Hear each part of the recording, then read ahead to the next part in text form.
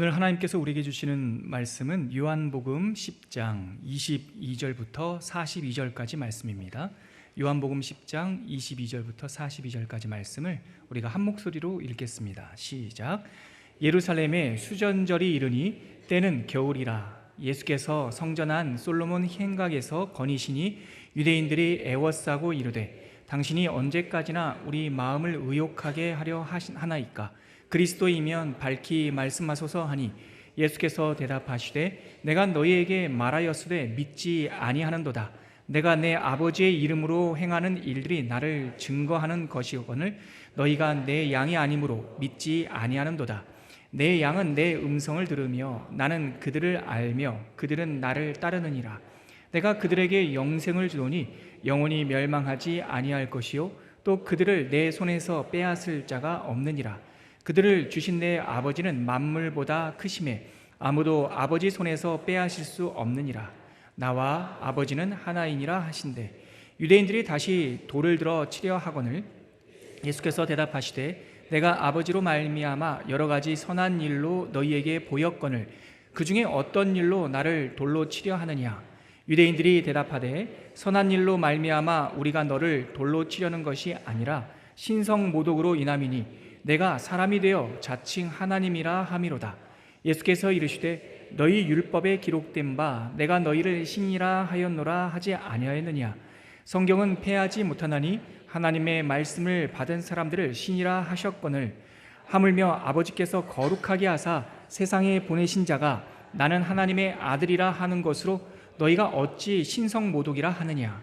만일 내가 내 아버지의 일을 행하지 아니하거든 나를 믿지 말려니와 내가 행하거든 나를 믿지 아니할지라도 그 일은 믿으라.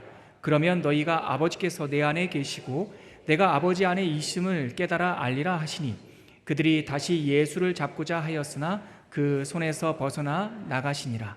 다시 요단강 저편 요한이 처음으로 세례 베풀던 곳에 가사 거기 거하시니 많은 사람이 왔다가 말하되 요한은 아무 표적도 행하지 아니하였으나 요한이 이 사람을 가리켜 말한 것은 다 참이라 하더라.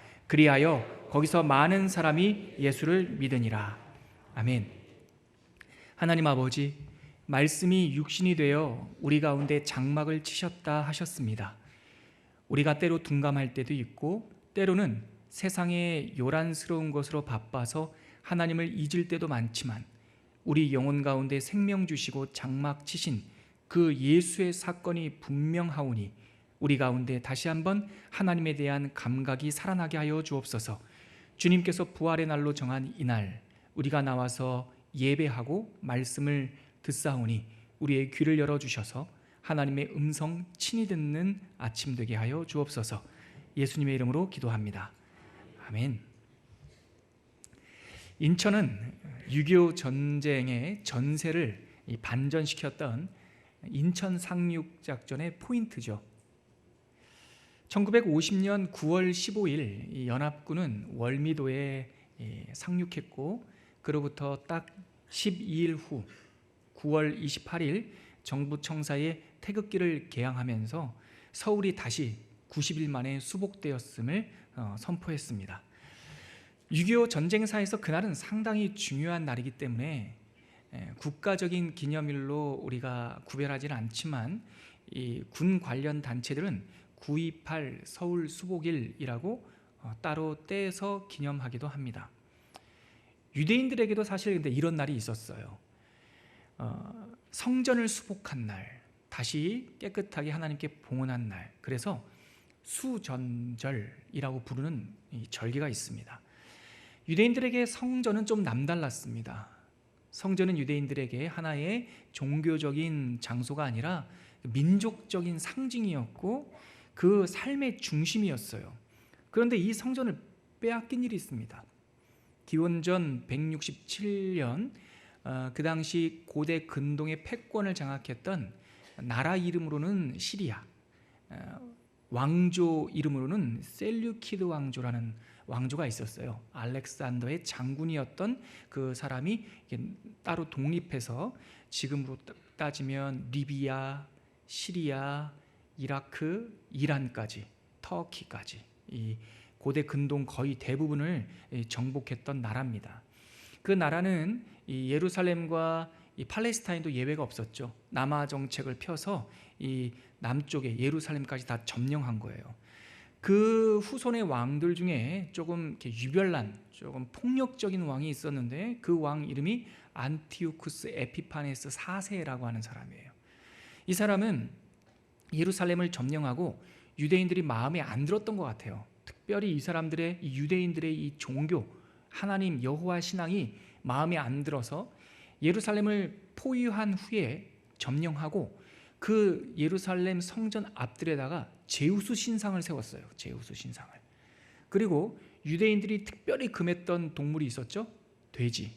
돼지로 번제처럼 예배를 드리게 했고 그곳에서 자기의 제사장들을 세워놓고 황제를 위해서 기원하는, 황제를 복을 비는 예배 처소로 바꿨어요. 그리고 유대인들 제사장들을 잡아다가 돼지고기를 억지로 먹이게 했죠. 먹지 않으면 부정한 것이다 해서 그것을 거부하면 그 성전 뜰에서 바로 군인의 칼로 참수를 했습니다. 그게 기원전 167년에 있었던 거예요. 나라를 잃고 왕이 왕권을 잃은 것보다 성전이 이렇게 모욕을 당하는 것을 이스라엘 사람들은 더 큰 일로 여겼습니다. 그래서 마카비우스라고 하는 이 형제들이 있었는데 요단강 동편에서 힘을 모은 다음에 그로부터 3년 후 기원전 165년에 요단강을 건너서 예루살렘으로 진격을 했죠. 그리고 시리아 군대를 내쫓고 그 성전을 회복을 했습니다. 잘 깨끗하게 하고 세워져 있던 제우스 신장을 갈아버리고 없애버리고 그곳에 하나님의 제단을 다시 회복한 후에 기슬르월, 유대인의 달로는 기슬르월, 지금 우리가 쓰고 있는 현대력으로는 12월 달, 기슬르월은 음력이었기 때문에 우리가 쓰는 이 양력 날짜랑은 조금 다르지만 유대인의 그 달력으로는 25일, 그러니까 우리가 쓰고 있는 달력으로는 12월, 그리고 음력으로 해서 25일, 그때 하나님께 이 성전을 봉헌에 올렸죠. 그날이 바로 수전절, 유대인들은 하누카라고 불러요. 그래서 하누카는 빛의 명절이에요. 빛, 라이트. 그리고 성전을 회복한 날, 다시 기초를 쌓은 날, 다시 우리가 하나님의 본질로 돌아간 날이라고 지금도 기념을 하고 있고, 유대인들은 그래서 양력 12월 그 어느 날, 음력, 그들은 달력은 음력이니까 왔다 갔다 하거든요. 우리 그 24절기처럼 12월 어느 날쯤에 하누카가 찾아오면 우리가 알고 있는 그 유대인 촛대 아시죠? 메노라라고 부르는 이렇게 U자 3개 달린 거예요. 가운데 있는 것까지 합치면 총 7개의 촛대가 있는, 거기에 불을 켜서 집안을 밝히는 것이 아니라 창문 곁에다 이렇게 놓습니다. 그럼 바깥에 있는 사람들이 지나가다가 그 집 안에서 촛불이 켜져 있는 걸 보게 되죠. 그게 하누카입니다. 빛의 명절이죠. 어두움의 시절에서 다시 광명을 찾았다. 우리 한국식으로 말하면 그날이 광복절인 거예요. 이 마카비우스의 혁명, 수전절이 있은 후 165년이 지나 예수님께서 오셨고, 예수님께서 30살쯤에 공적 생애를 시작하셨고 3년 동안 하나님의 말씀을 가르치시고 또 하나님의 나라를 전파하고 병든 자들을 고쳤죠. 그리고 예수님께서 하나님께서 정하신 그 구원의 완성의 6월절, 그날을 약 100일 정도 앞두고 12월, 겨울이 된 겁니다. 마침 이 수전절이 다가올 때쯤 예수님께서는 성전을 거닐고 계셨어요. 오늘 우리가 읽은 본문 10장 그 22절이 바로 이 수전절을 배경으로 한 예수님의 사역이에요. 우리가 그 배경을 한번 읽어볼까요?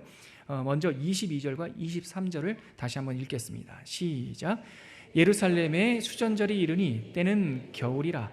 예수께서 성전 안 솔로몬 행각에서 거니시니, 수전절쯤 해서 예수님께서 성전을 이렇게 거닐고 계셨습니다. 여기 솔로몬 행각이라고 되어 있는데 이 성전 건물이 있고 그 앞에 성전 뜰이 있죠. 성전 뜰을 구분하는, 처음에는 없었는데요, 나중에 이 성전 뜰에 담을 이렇게 만들었습니다. 그리고 그 담 위에 캐노피, 천정을 만들고 옆에다가 기둥, 회랑을 세웠죠.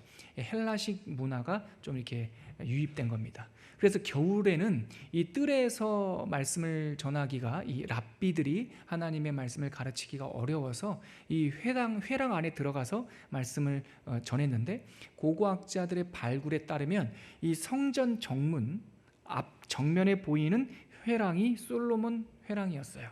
그래서 그곳에 예수님이 걷고 계셨죠. 그때 사람들이 예수님을 둘러싸기 시작했습니다. 이 둘러싸다라는 것도 상징이 있어요. 왜냐하면 안티오쿠스 에피파네스 4세가 그 시리아 군을 이끌고 와서 예루살렘을 포위하다 할 때 그 포위하다는 말과 우리 앞으로 읽을 9절에 나올 예수님을 에워싸다, 둘러싸다라는 말은 같은 말입니다.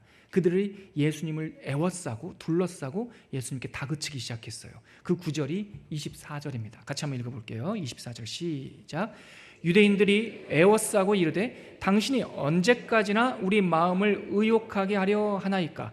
그리스도면 밝히 말씀하소서 하니, 그들이 예수님을 에워싸고 포위하고 다그치기 시작한 거예요. 뭐라고 물었습니까? 당신이 언제까지 우리 마음을 의욕하게 할 겁니까? 우리가 평소에 잘 안 쓰는 말이죠. 의혹하다, 의욕이 있어 라는 말은 쓰지만 의혹하다는 말 잘 안 씁니다. 제가 편안하게 그 원뜻을 풀어서 해석을 하면 이런 거죠. 언제까지 당신이 우리를 약오르게 할 겁니까? 이 단에 의혹하다는 말이 원래 뜻은 약이 오르다, 혼란스럽게 하다. 당신이 언제까지 우리를 혼란스럽게 할 것입니까? 당신이 그리스도라면 분명히 선언을 하시란 말입니다. 이렇게 예수님을 다그치고 있는 거죠. 어떻게 보면 군중들의 이 말은 좀 정당해 보이죠. 빨리 정체를 드러내라, 애매하게 말하지 마라. 그런데 여러분, 문제는 예수님의 태도나 말씀에 있었던 것이 아니라 그들에게 있었던 거예요. 이 예수님을 다그치는 이 사람들에 대한 예수님의 답변을 한번 읽어볼까요? 25절과 26절입니다. 예수님의 답변입니다. 같이 읽겠습니다. 시작. 예수께서 대답하시되 내가 너희에게 말하였으되 믿지 아니하는도다. 내가 내 아버지의 이름으로 행하는 일들이 나를 증거하는 것이거늘 너희가 내 양이 아니므로 믿지 아니하는도다. 예수님 지금 뭐라고 말씀하십니까? 내가 여러 번 얘기했다. 그리고 너희들이 나에게 늘 표적을 원하지 않았니? 나는 요나의 표적뿐만 아니라 여러 가지 표적들을 너희들에게 보여줬다. 하지만 예수님께서 말씀하시는 건 내가 문제가 아니라 니네들이 왜 못 알아듣느냐라고 반문하시는 거죠. 사실 유대인들에게는 두 가지 심각한 문제가 있었어요. 첫 번째, 그들은 지금 그리스도, 즉 메시아이면 밝혀달라고 하죠. 사실 근데 이 사람들은 그 메시아, 그리스도라고 하는 이 말에 대한 잘못된 오해가 있었어요. 유대인들이 기다렸던 메시아는 하나님의 아들, 우리를 영혼의 죄에서 해방하실 분, 우리를 이 세상에 한정된 삶이 아니라 영생을 주실 분이라고 생각하지 않았어요. 놀랍게도. 유대인들이 생각했던 메시아는 다윗의 후손으로 정치적인 왕이었어요. 지금 우리의 현대적으로 생각하면 대통령, 총통, 종신 대통령, 우리나라를 로마에서 해방시키고 우리들에게 빵을 주고 우리에게 생선을 주고 이 사막 말라버린 이 땅에 새로운 물기를 놔주고, 그래서 우리가 잘 먹고 잘 살고 잘 입게 만들어주는 그러한 왕을 원했던 거죠. 그들은 메시아에 대한 오해를 가지고 있었어요. 두 번째, 이런 오해 때문에, 이런 편견 때문에 그들은 지난 3년 동안 예수님을 봤지만 자기네들의 생각과 달랐기 때문에 예수님을 믿지 않기로 작정한 거죠. 예수님의 말씀을 듣지 않기로 작정한 거예요. 그들은 예수님이 믿기 어려웠던 것이 아니라 자기네 생각과 달랐기 때문에 믿지 않기로 뜻을 정한 거예요. 이것이 바로 불통의 원인이었어요. 이들이 혼란스러워했던, 헷갈렸던 것은 예수님 때문이 아니라 그들 때문이었어요. 그래서 다시 예수님을 포위하듯 둘러싸고 지금 막 다그치고 있지만 그들에게는 어떤 말이나 증거도 사실은 필요가 없었던 거죠. 이 상황 속에서 예수님께서 이어지는 말씀 27절서부터 33절까지 말씀을 쭉 설명해 주시는 거예요. 그런데 여러분, 요한복음 전체 문맥을 보면 이 10장 우리가 읽었던 22절부터 42절까지 44절까지 이 내용은 예수님께서 공적 생애의 마지막으로 불특정 다수 군중들에게 나타나셔서 하신 마지막 설교예요. 이 다음부터는 예수님께서 이렇게 군중 앞에 가르치기 위해 나타나지 않습니다. 예수님께서 여러 번 말씀하셨지만 그 사람들은 듣지 않았고 믿지 않았어요. 이게 절망이에요. 아무리 단 위에서, 아무리 사람들의 삶의 현장에서 하나님의 말씀을 들으라 하고 말을 하지만 이 안에 잘못된 것이 편견이 쌓여 있으면 예수님이 보이지 않고 예수님의 말씀이 들리지 않아요. 왜냐하면 그들은 소위 하나님 전문가라고 생각했거든요. 현대식으로 바꿔서 말하면 내가 이래봬도 모태신앙이고 우리 조상들로부터 3대째 믿고 내가 어렸을 때부터 주기도문을 외우고 내가 예배당에 왔다 갔다 한지 내 나이 50인데 당신은 내가 알고 있던 하나님과 다르다. 혼란스러웠던 거죠. 그래서 사람들과 유대인들과 예수님 사이에 대화가 계속 겉돌고 있는 거예요. 이 장면을 읽는데 영국의 신학자 톰 라이트라는 사람이 있어요. 그분이 하나님의 말씀을 지혜롭게 여러 가지로 풀어서 많은 성도들에게 설명을 해주는데 그분이 한 동화 이야기를 들려줘요. 저는 그 동화 이야기를 이번 주에 읽다가 딱 이 말씀이다라고 생각이 들었어요. 그래서 제가 이 말씀을 푸는 거에 앞서 톰 라이트가 우리에게 소개하는 하나의 동화 이야기를 하나 소개하고자 합니다. 여러분, 어느 도시에 유명한 음악가가 있었답니다. 그 사람은 바이올리니스트였고 아주 탁월한 명장이었다는 거예요. 그런데 이 사람이 갑자기 소천을 했어요. 그 나라의 바이올린 협회를 만든 사람이었는데, 근데 죽으면서 갑작스럽게 소천하면서 평생의 역작이라고 메모해 놓은 악보를 하나 남긴 거예요. 그 사람이 바이올린 협회를 만든 그 음악가가 거장이 세상을 떠나자 많은 협회원들이 모였죠. 그래서 그 사람이 남긴 그 마지막 역작이라고 하는 악보를 훑어본 거예요. 굉장히 특별해 보였습니다. 하지만 어려운 악보였어요. 굉장히 이 곡의 흐름이 과감하고 놀랍고 신기했는데 이 사람들은 하나같이 이거 연주하기가 어렵겠는데 라고 생각을 했습니다. 그런데요, 놀라운 거는 그 악보 밑에 사인이 하나 있었습니다. 국립 바이올린 협회에게. 이 작품은 협회원들에게 준 거였어요. 그래서 이 사람들은요, 협회에게 이러한 마지막 평생의 역작을 자기네들에게 헌정했다라는 것에 영광스러웠지만 한편으로는 당황스러웠죠. 너무. 왜냐하면 연주할 수가 없으니까. 그들이 보기엔 어느 누구도 이걸 연주할 수 없다고 생각했으니까. 그래서 사본을 만들었습니다. 서로 그 악보를 필사해서 전국에 있는 모든 연주자들한테 보냈죠. 한번 연습해서 연주해 보라고. 그리고 정한 날에 함께 모여서 그 악보를 한번 연주해 보자고. 날이 되었습니다. 전국에 있는 연주자들이 다 모였죠. 근데 하나같이 이것을 연주할 수 있는 사람이 없었어요. 물론 중간중간 흥미로운 악절들이 있었어요. 그런데 뭔가 이상해 어울리지 않고 자신들이 배웠던 악법에도 맞지 않고 대위법에도 맞지 않아서 이걸 연주하려면 손가락이 움직이질 않아요. 그래서 억지로 움직이다 보면 막 불협화음이 나는 거예요. 그래서 그들은 이런 결론을 내렸습니다. 이 곡은 연주할 수 없는 곡이다.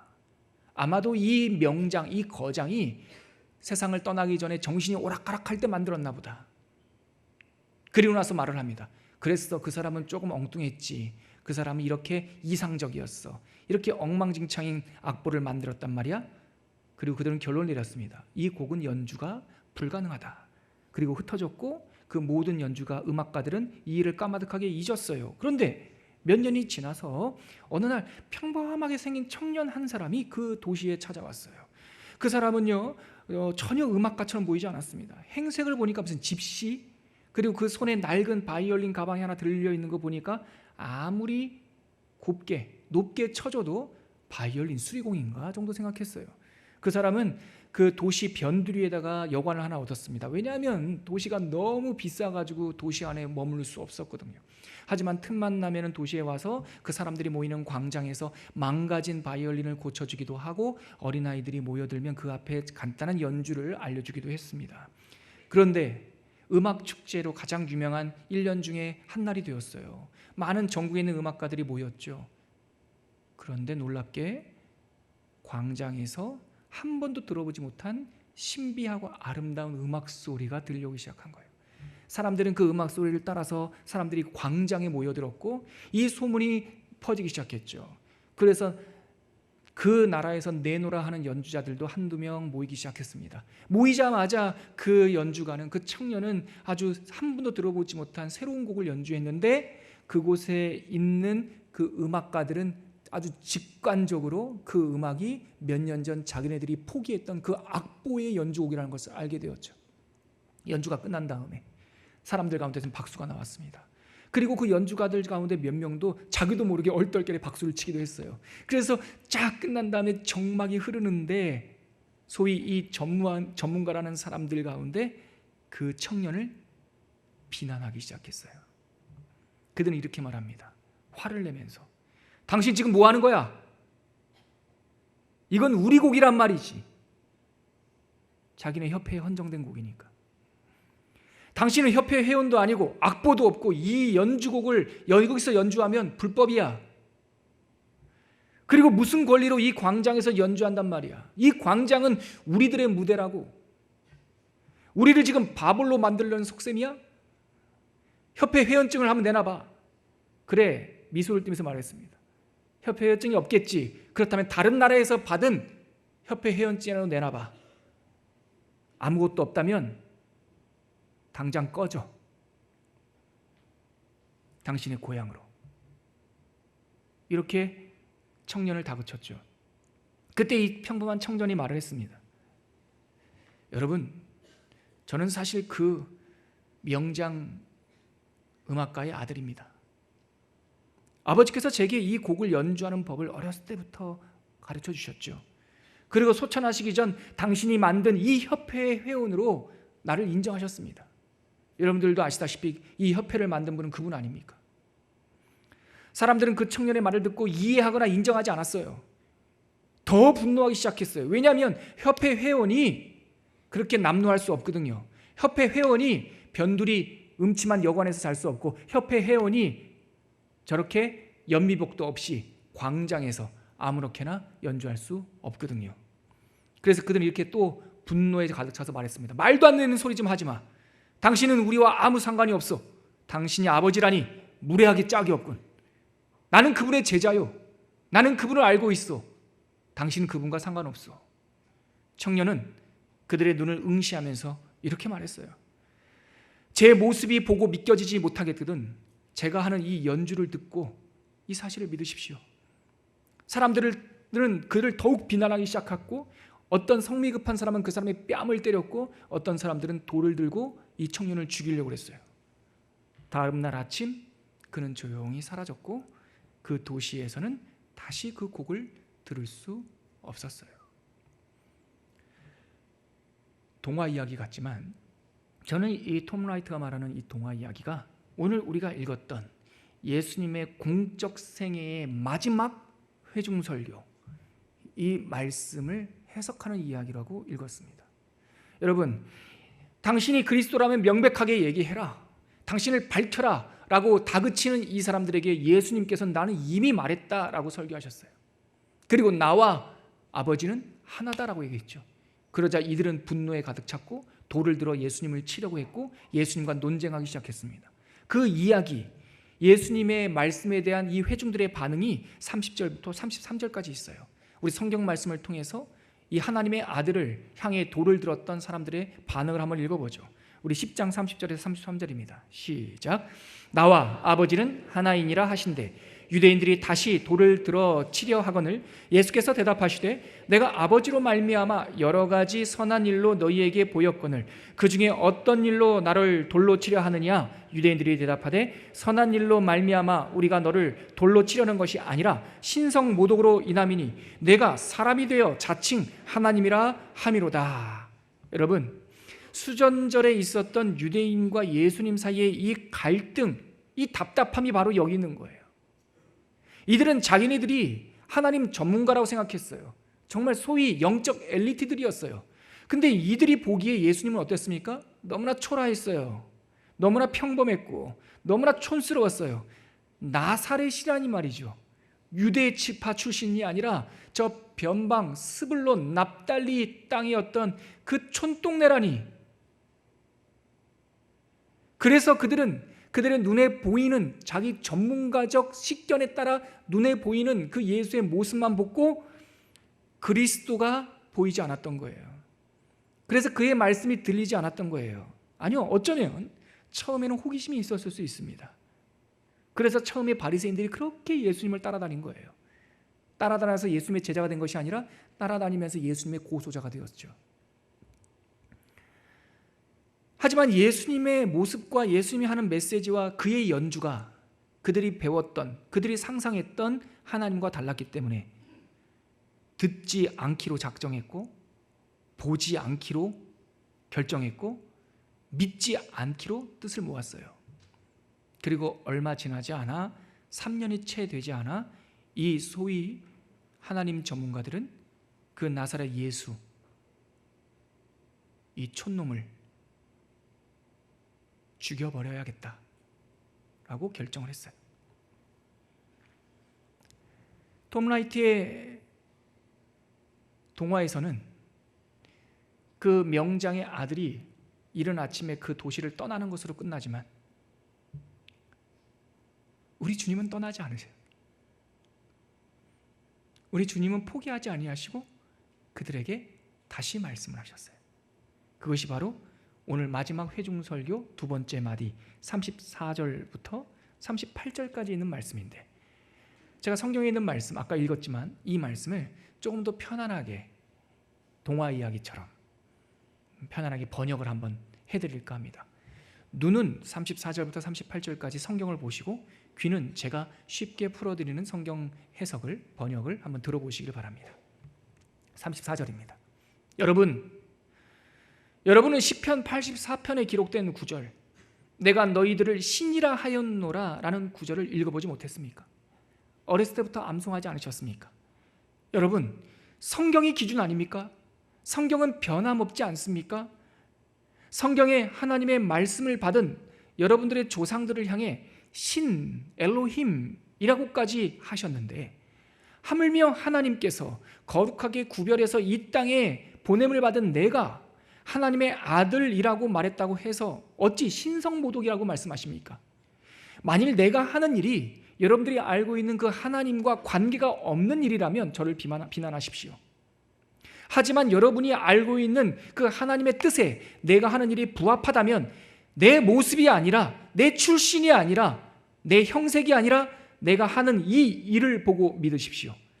그러면 여러분들은 아버지가 내 안에, 내가 아버지 안에 있다라는 사실을 깨닫게 될 것입니다. 이것이 바로 34절부터 38절까지 나오는 예수님의 마지막 회중설교 마지막 단락입니다. 믿으십시오. 내 형색과 내 모양과 내 출신이 아니라, 여러분들이 상상하는 것이 아니라 여러분들의 눈앞에 있는 이 사실을 믿으십시오. 예수님은 외모를 보지 말라고 말합니다. 당신들의 그 전문가주의, 엘리트주의가 눈과 귀를 멀게 했다라고 말씀하십니다. 이제 눈을 뜨고 귀를 열어서 눈앞에 펼쳐지는 하나님의 사건과 그 표적을 보라고 끝까지 호소하고 계시는 거죠. 그런데 이 마지막 회중설교, 마지막 단락까지 듣고 나서 그들은 어떤 반응을 보였습니까? 회심했습니까? 깨달았나요? 아니요. 39절과 40절에 그들의 반응이 나와 있어요. 같이 한번 읽어보시죠. 39절과 40절 시작. 그들이 다시 예수를 잡고자 하였으나 그 손에서 벗어나 나가시니라. 다시 요단강 저편 요한이 처음으로 세례 베풀던 곳에 가사 거기 거하시니. 그들은 예수님의 친절한 설명, 마지막 호소까지 듣고도 돌이키지 않았어요.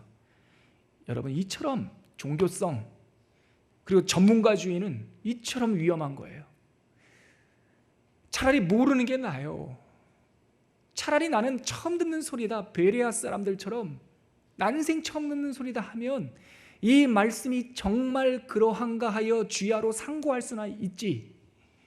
우리 가운데 하나님이라는 이름이 익숙해져 있고 종교성이 우리들을 점령하고 있고 소위 내가 주님을 좀 알지라고 하는 이 전문가주의에 빠지는 순간 주님과 멀어져요.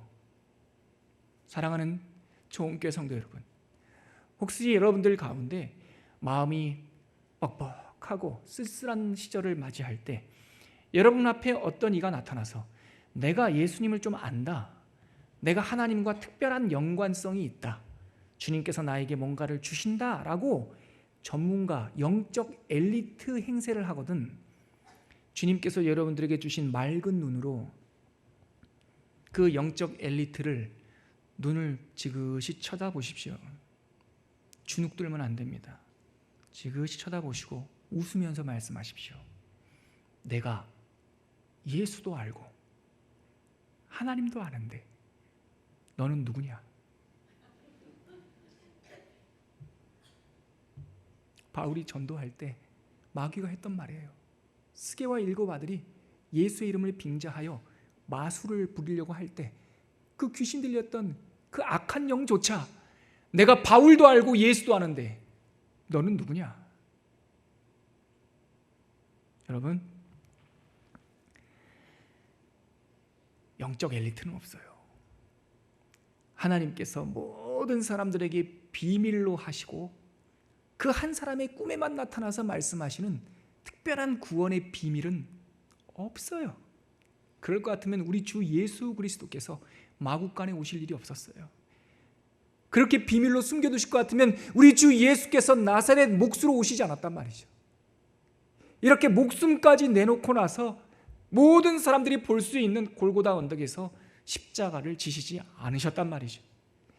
그런데 소위 전문가들은 자기만 알고 있는 특별한 것이 있다라고 사람들을 호도하고 주님의 말씀을 들으십시오. 너는 불법한 자라. 너도 들어가지 못하고 너 뒤에 오는 자들도 못 들어가게 한다. 이 사람들이 있던 거죠. 그런데 여러분, 그래서 예수님께서 다시 이들을 떠나 요단강 동편으로 나가셨어요. 오늘 우리가 읽었던 그 구절, 그들은 다시 예수를 잡고자 했다. 아무리 예수님께서 설명해줘도 그들은 다시 예수님을 잡고자 했다. 또 하나, 다시 40절에 요단강 저편 요한이 처음으로 세례 베풀던 곳에 예수님께서 가셨다. 이 표현이 참 중요한 표현입니다. 예수님께서 그렇게 많은 말씀으로 가르치시고 하나님의 나라를 전파하고 기적으로 먹이시고 치유하셨는데 하나님 앞에 믿음을 고백하지 못하는 사람들은 다시 예수님을 잡으려고 했고 예수님께서는 요단강 동편으로 가셨어요. 요단강 동편으로 가셨다라고 하는 것은 예수님의 공적 회중사역의 마침표와 같아요. 왜냐하면 시작하실 때 어디서 시작하셨습니까?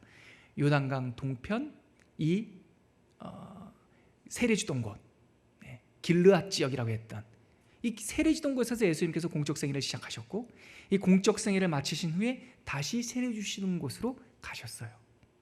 근데 요단강 동편이 어떤 곳이라고 이 당시 사람들은 여겼냐면 저 요단강 동쪽 것들 이거예요. 저 변두리 자식들 이거죠. 입다가 피난 갔던 곳이 바로 그 길르앗 지역, 요단 동쪽. 그리고 흉흉한 소문도 있었죠. 저 요단 동쪽 것들은 혼혈된 사람들일 수도 있어.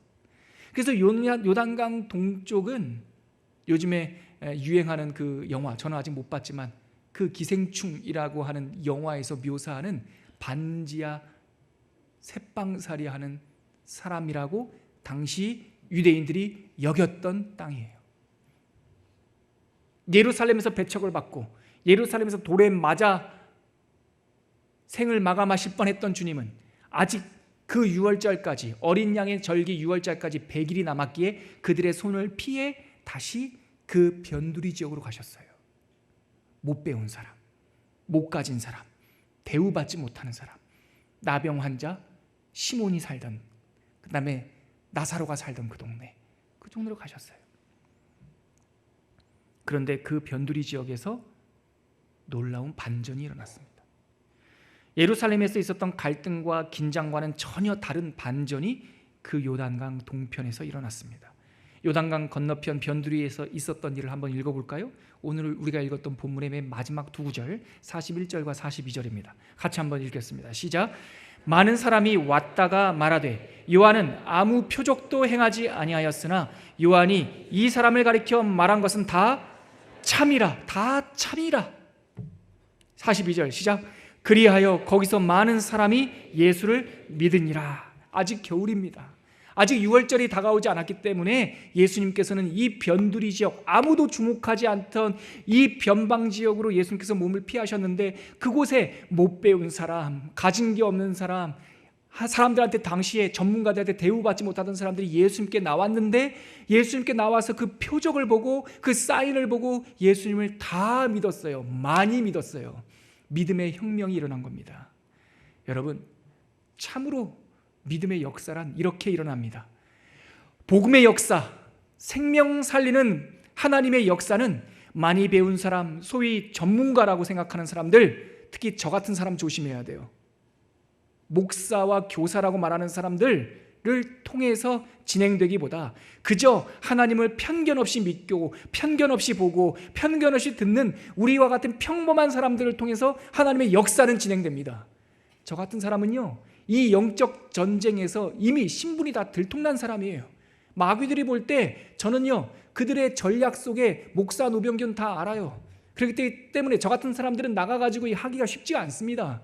제가 가서 무슨 하나님의 말씀을 전해도 무슨 피드백이 돌아오는지 아십니까? 목사니까 그런 말 하지, 이거예요. 저는 다 이제 제 정보가 이 영적 세계 속에 다 알려졌어요.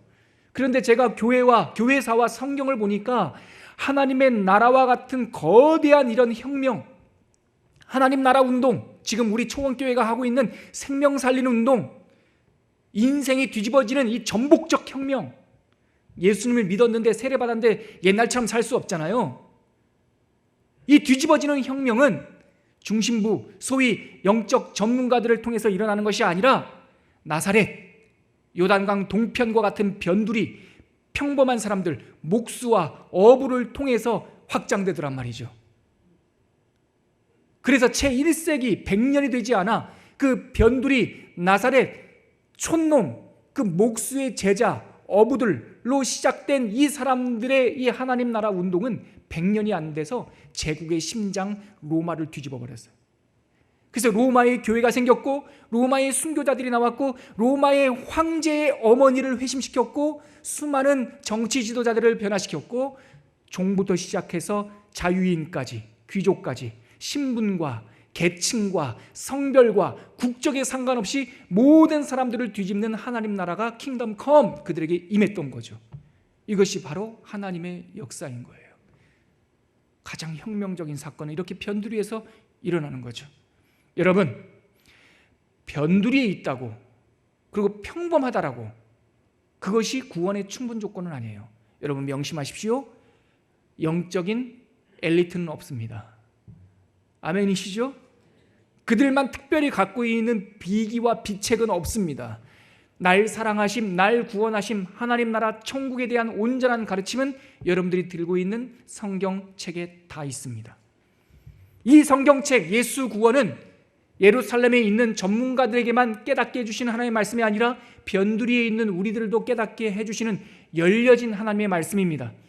그렇다고 해서 변두리에 있다는 것만으로 구원받은 건 아닙니다. 나 구원받았네 하면서 벌거벗은 임금님처럼 살면 안 됩니다. 구원받았다면, 임금이라면, 왕같은 제사장, 그의 소유된 백성이 되었다면 우리들이 걸치고 있어야 될 하나님의 예복이 있습니다. 구원받은 사람들의 특징이 있어요. 우리 안에 있는 모든 양들에게 양의 문이 되신 예수 그리스도께서 선한 목자로 오셨지만, 그 우리 안에 있는 모든 양이 구원을 받는 것이 아니라 그 예수 그리스도의 사건이 자기 사건이 된 사람들이 구원을 받고 예수님을 따라 쉴만한 말과 푸른 초장으로 인도함 받는 거예요. 그러면 예수님께서 구원받은 우리들에게 어떠한 표징이 있는지 4가지를 말씀하셨어요. 지금 우리가 본문을 보면서 예수님의 이 마지막 회중설교 첫 번째 단락을 읽지 않았어요. 그 첫 번째 단락 안에 예수님께서 구원받은 모든 사람들이 가지고 있는 4가지 특징을 먼저 말씀하셨어요. 먼저 27절, 28절, 29절 이 3구절 안에 4가지 구원받은 사람들의 표징이 있어요. 첫 번째, 선한 목자를 통해서 구원받은 양떼들의 특징이 무엇입니까? 첫째, 주님께 속한 양떼는 그분의 인도하심에 민감하다라고 하는 특징이 있어요. 먼저 27절 한번 가보시죠. 27절 전반절을 한번 읽겠습니다. 찾으셨나요? 10장 27절 같이 읽겠습니다. 시작. 내 양은 내 음성을 들으며 나는 그들을 알며 그들은 나를. 첫 번째, 내 양은 내 음성을 들으며 나는 그들을 안다. 이것이 구원받은 선한 목자를 따르는 양떼들의 특징이에요. 여러분, 전 세계 어느 곳을 한번 가보십시오. 내년에는 우리 초원교회가 여기에만 우리도 여러 가지 기도 제목이 있지만 우리보다 선교지, 하나님의 눈물이 머무는 곳에 방문할 텐데, 여러분, 저와 여러분들이 이 많은 선교지 복음이 전파되는 곳에 가기 원합니다. 그곳에서 하나님의 사람들을 만나는 은혜가 있기를 바랍니다. 그 사람들을 만나보세요. 언어가 다르고 피부가 다르고 살아온 현실이 다르고 삶의 문화가 다 다르지만, 제가 인도와 네팔과 몽골과 전 세계를 돌아다니면서 일본과 호주와 예수를 믿었던 많은 사람들과 얘기해보면 하나같이 하나님의 사람들은 하나님의 말씀에 민감합니다. 역사하는 방법이 달랐지만 그들은 하나같이 성령의 역사하심을 고백합니다. 어느 곳에 있든 어느 시대에 살았던 예수 그리스도 선한 목자를 따라가는 양들은 그의 음성을 듣습니다. 종교 지도자의 음성 듣지 않습니다. 예수 그리스도의 문을 통해 들어오지 않고 담 넘어 들어온 절도와 강도의 음성을 듣지 않습니다. 하나같이 하나님의 양들은 그의 음성을 친히 듣고, 또 하나, 예수께서 그들을 아십니다. 아시기에, 안다, 야다, 지난주에 우리 묵상했죠? 결혼한 상대이기에, 연합이 이루어졌기에, 한몸 되었기에 그 예수 그리스도의 영, 성령이 그들 안에 계십니다. 그래서 하나님의 양들은 하나같이 하나님의 말씀과 성령에 민감합니다. 두 번째, 주님을 따르는 양들의 특징은 뭡니까? 주님께 속한 양떼는 그분의 명령에 즐거이 순종한다는 거예요. 27절 후반부에 무슨 구절이 있냐면, 그들은 나를 뭐하느니라? 따르느니라. 이것이 구원받은 선한 목자를 따르는 양떼의 두 번째 특징이에요. 그들은 주님을 따릅니다. 여러분, 주님의 양들은 주님의 인도하심에 즐거이 순종해요. 인도하심에 순종해요. 왜냐하면 양들이 목자를 따르는 것은 선택사항이 아니에요. 따르고 싶으면 따르고 따르기 싫으면 따르지 않는 것이 아니라, 여러분, 양들은 목자가 없으면 죽어요. 양들은 목자의 음성을 듣지 못하면 길을 잃어요. 길을 잃은 양은 이틀 밤이 지나지 못하 늑대에 잡혀 죽어요. 우리가 주님을 순종하고 주님을 따르는 것은 선택사항이 아니라 필수예요. 그렇기 때문에 목자를 따르는 그 일, 살기 위해서 따르는 이 일, 살기 위해서 예배하고 기쁨으로 예배하고 즐거이 순종하고 즐거이 섬기는 이 일을 어느 누구도 주님 앞에 헌신, 수고라는 말을 쓸 수 없어요. 우리들끼리야 격려하고 감사하는 마음으로 헌신해 주셔서 감사합니다. 집사님, 장로님, 목사님 수고하셨습니다. 우리들끼리야 그냥 인사처럼 하는 거지만, 우리가 빈 십자가 앞에 설 때, 죽기까지 자기를 희생하시며 우리를 인도하시는 그 목자 앞에 설 때, 우리가 어떻게 감히 그분 앞에서 헌신이란 말을 할 수 있고 수고라는 말을 할 수가 있겠냐고요. 누가 헌신하셨습니까? 예수님이 헌신하신 거예요. 우리가 헌신한 적 없어요. 예수님께서 죽기까지 수고하시고 죽기까지 헌신하시고 죽기까지 순종하셨어요. 누가 희생해 주셨습니까? 예수님이 희생해 주신 거예요. 그래서 예수 그리스도를 따르는 주님의 양들은 어느 사람도 내가 희생했다는 말 할 수 없어요. 예수님을 따르는, 선한 목자를 따르는 모든 양들은 즐거운 마음으로 주님께 순종하며 따라갑니다. 세 번째, 선한 목자에게 속한 구원받은 양들의 세 번째 특징이 무엇입니까? 28절에 있어요. 같이 한번 읽어볼까요? 10장 28절 시작. 내가 그들에게 영생을 주노니 영원히 멸망하지 아니할 것이요 또 그들을 내 손에서 빼앗을 자가 없느니라. 주님께 속한 양떼의 세 번째 특징은 확신이 있다라는 거예요. 확신이. 주님께서는 나에게 영생을, 우리에게 영생을 주시겠다고 분명히 말씀하셨어요. 영생, 여러분 다시 한번 생각해 보세요. 영생, 영원한 삶, 끝나지 않는 삶, 풍요로운 삶, 주님께서 이것을 주셨고, 우리가, 주님께서 우리를 붙들고 계시기 때문에 주님의 손에서 우리를 빼앗을 자가 없다라고 말씀하셨어요. 그래서 예수님을 따르는, 선한 목자를 따르는 우리 양떼들은 확신이 있어요. 누가 나를 인도하신다? 주님이. 누가 나를 지키신다? 주님이. 누가 나에게 영원한 삶을 주셨다? 주님이. 그러므로 주님을 따르는 양떼들은 죽어도 살겠고라고 하는 부활 소망을 가지고 있어요. 목자가 있는 양과 목자가 없는 양은 이 부분에서 결정적인 차이가 있어요. 목자가 없는 양은 자기 힘으로 살아야 되니까 늘 걱정이에요. 야생에 사는 양들 보십시오. 풀을 뜯을 때도 사주경계예요. 왜요? 늑대와 양으로부터 자기 힘으로 자기를 지켜야 하니까. 목자를 못 만난 사람은 늘 불안해요. 늘 걱정해요. 왜냐하면 자기 힘으로 살아야 되니까. 있어도 걱정이고 없어도 걱정이고, 인기가 있어도 걱정이고 인기가 없어도 걱정이고, 건강해도 죄짓고 아프면 근심하고. 이게 목자를 못 만난 사람들의 특징이에요. 지갑과 건강과 시간과 생각과 자기의 인생과 직업이 할례받지 못하면 그 모든 것으로 인하여 근심과 걱정이 들어와요. 그런데 여러분, 목자를 만난 양은 풀만 쳐다보고 풀을 먹어요. 사주경계 안 해요. 왜요?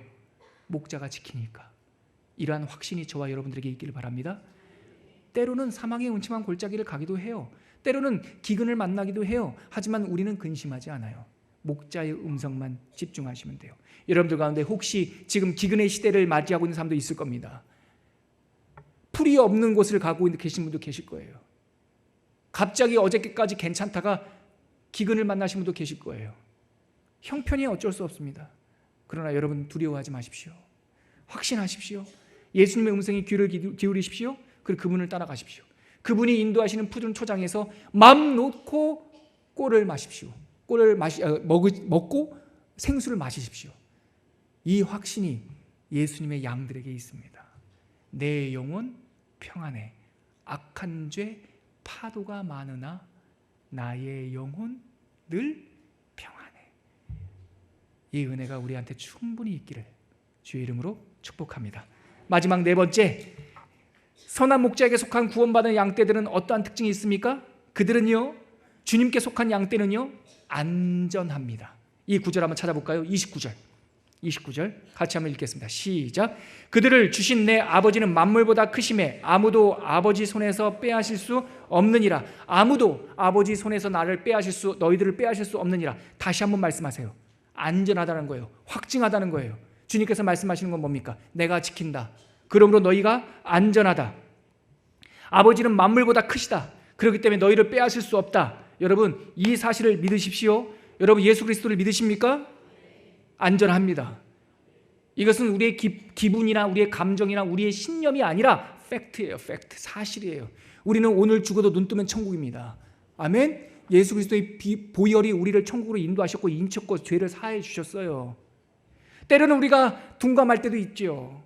때로는 미련하게 행할 때도 있습니다. 그렇게 말씀을 들었는데 똑같이 또 죄를 지을 때도 있습니다. 그러나 여러분, 안전합니다. 우리가 아무리 100번 넘어져도 예수님께서는 101번 일으켜 세워주십니다. 우리가 10,000번 넘어져도 예수님께서는 다시 우리를 포기하지 않고 회복시켜 주십니다. 왜냐하면 구원은 우리의 어떠함이 아니라 누구를 통해서 주신 거니까, 예수 그리스도를 주신 거니까. 예수님을 믿으십시오. 예수님을 믿음으로 안전하다는 이 사실 위에 거하십시오. 불안하지 마십시오. 오늘 이 말씀을 붙잡고 기도할 때 여러분, 주님 품 안에서 우리가 안전하다라고 한 사실을 붙들기를 원해요. 붙드십시오. 그리고 그분의 음성에 민감하십시오. 그리고 그분의 인도하심을 즐거이 따라 순종하십시오. 우리들의 인생이 하나님께서 인치셨다는 것을 확신을 가지고 살아가십시오. 그렇다면 시편 23편 말씀처럼 여호와는 나의 목자이니 내게 부족함이 없어라. 그가 나를 푸른 초장 쉴 만한 물가로 인도하신다네. 혹시나 내가 사망의 음침한 골짜기를 지난다 할지라도 내가 해를 당할 것을 두려워하지 않는 까닭은 선한 목자 되신 그 주님께서 지팡이와 막대기로 나를 안전하게 지켜주신다네. 이 선한 목자이신 예수님을 만나면 시편 23편의 기도가 나의 기도가 될 줄 믿습니다. 함께 기도하시죠. 23편 말씀을 머리에 떠올리면서 선한 목자 되신 주님, 양의 문이 되신 주님을 따르겠습니다. 이렇게 결단하며 기도하겠습니다. 주님, 함께하여 주시옵소서. 당신의 온전한 은혜가 우리들 가운데 거하기 원합니다. 선한 목자 되신 주님, 양의 문신 주님을 통하여 들어오고 나가고 꼴을 먹으며 생명 얻게 하여 주시옵소서. 하나님, 오늘 이 말씀을 통하여 수전절의 의미를 깨닫게 하여 주시니 감사합니다. 원수에게 뺏겼던 우리 영혼 다시 예수 그리스도의 피로 정결케 하셔서 주님께 봉헌되었음을 고백합니다. 이제는 양의 문 되신 예수님을 통하여 들어오고 나가며 꼴을 먹고 살찌우게 하여 주시옵시고, 선한 목자 음성 들으며 쉴 만한 물가 푸른 초장으로 인도함 받는 구원받은 당신의 백성들 다 되게 하여 주옵소서. 예수님의 이름으로 기도합니다. 아멘.